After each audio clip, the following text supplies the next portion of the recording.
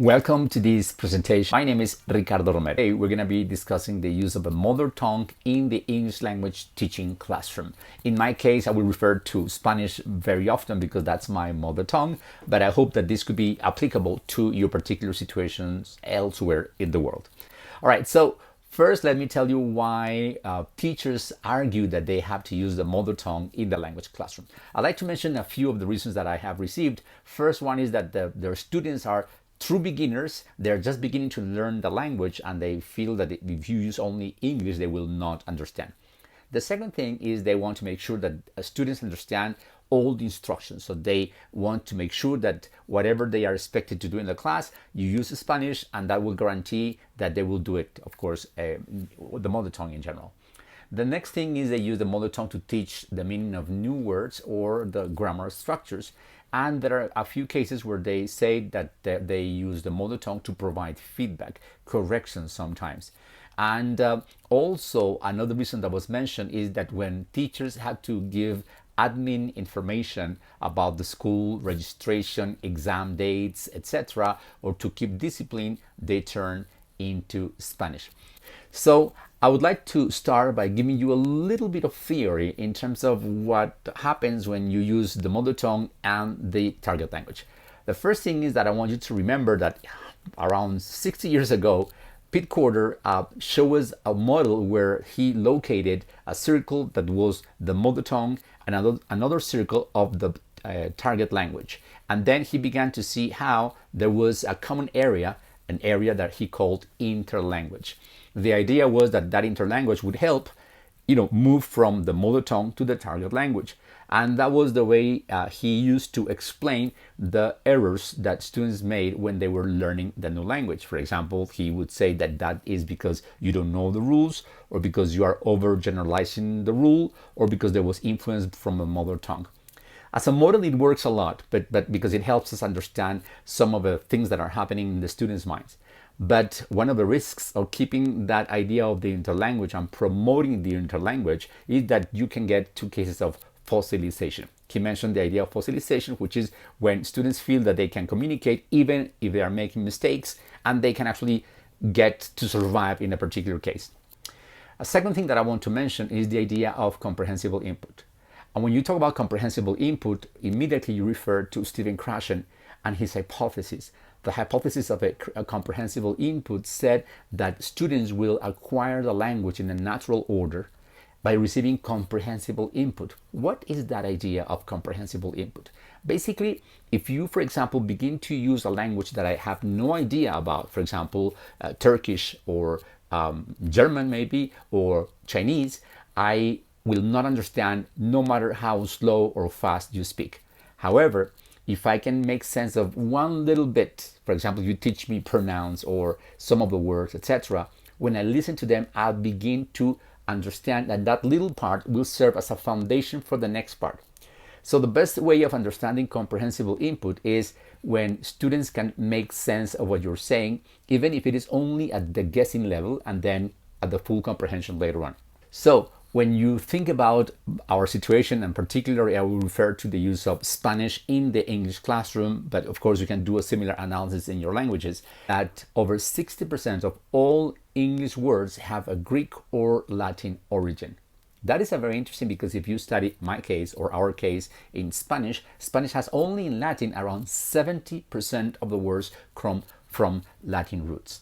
So interesting, because when you begin to see the similarities, this idea of a comprehensible input has to do with providing that basic vocabulary that you need to provide, some basic structures, so that students begin to build and build and build. And in order to do that, another thing that Krashen did, he mentions basically that little formula of L plus 1, where he says if you give the students what they know and a little bit more, what they know and a little bit more, they will begin to create some blocks, learning blocks like scaffolding. He calls that scaffolding actually, which is very much in hand with the ideas of the constructivist theories. Now, how do you do that in the language classroom? It's very interesting, because the first thing you do is that you generate interest in the topic and then you activate previous knowledge. What is that idea of activating previous knowledge? Is resourcing to the students' knowledge, to their lives, what they do, what they like, where they play, etc., and bring it to the classroom. They can probably use some of the words in Spanish or in the mother tongue. If you provide them with that basic vocabulary, then you will see that that activation of previous knowledge will make a very interesting click in the students' minds, because they will be able to relate what they know with the new words that they want to use in the language. Once you have done that, then you engage them in the theme, or if you are working with tasks, then with the task, or if you are teaching them with the projects, then with the projects. And then what you have to do is a gradual release so that they can begin to try, providing the basic information that they require to continue, and then of course promoting independent practice. Please remember, when you teach grammar, you should only provide the grammar that is absolutely necessary for communication. Unless you're teaching future teachers of English, where you have to expand and elaborate and talk about every single rule and exceptions, students will only require what they need in order to be able to produce, and you will see that that works much better. Remember, you're not forming, in many cases, future teachers of English. You're forming people who can function in the language, okay?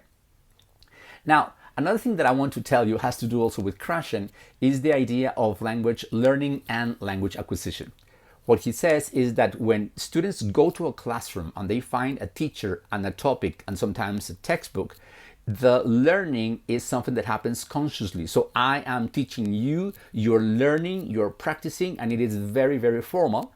And that leads me to something that I expect will be somehow very accurate. So the result of teaching, as a result of teaching, I have learning, and that learning makes me produce better grammar, better pronunciation, better use of vocabulary.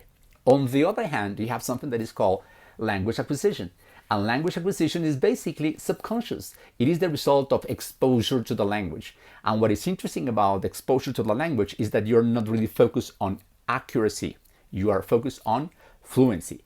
I know that you have seen those two cases separately, like one person who has studied grammar for many years and they produce beautiful sentences, but they cannot speak fast.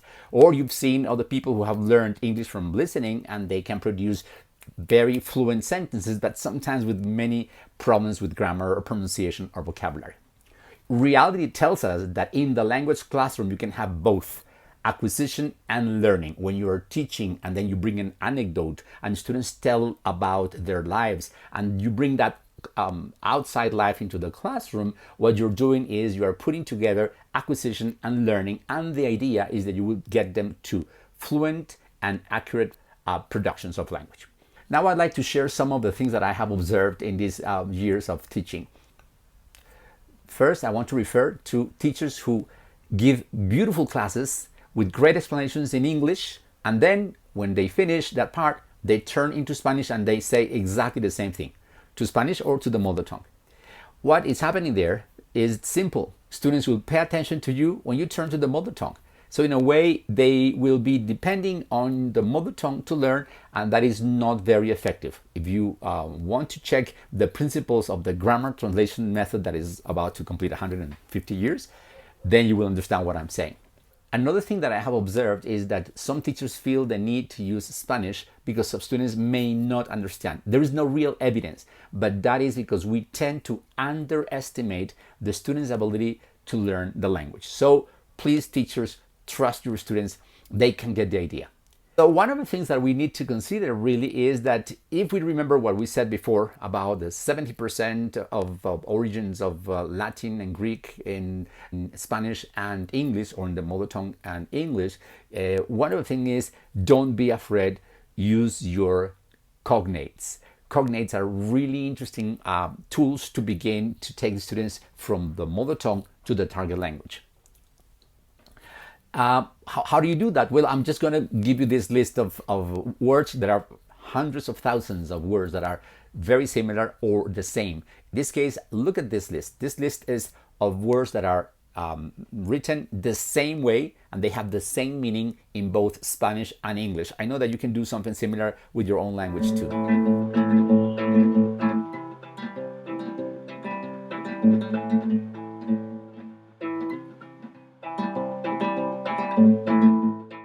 Now, next question is, should I force students to use English in the language classroom? I know that there are many teachers who decide to have special fines or punishments when students use the mother tongue. Ladies and gentlemen, using the mother tongue is a human right. Students can have that possibility.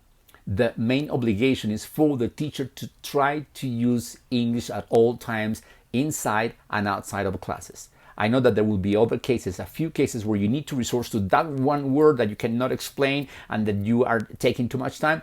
Go ahead, use the mother tongue and then go back to English, because it is important to tell students the only way to communicate here is through English, and that has an added value in terms of motivation. Don't underestimate the student's ability to understand. Okay.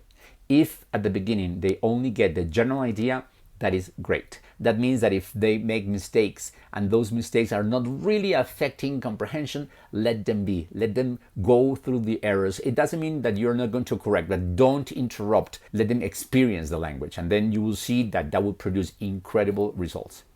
So I'm going to leave you with two questions. The first question is, how much mother tongue are you currently using in the language classroom? And the second question is, how could you effectively move the students from a mother tongue into the target language? Don't forget to like this video if you found it useful, and please register so that you can get notifications about our next video. Thank you very much for your attention. Hope to see you in our next video.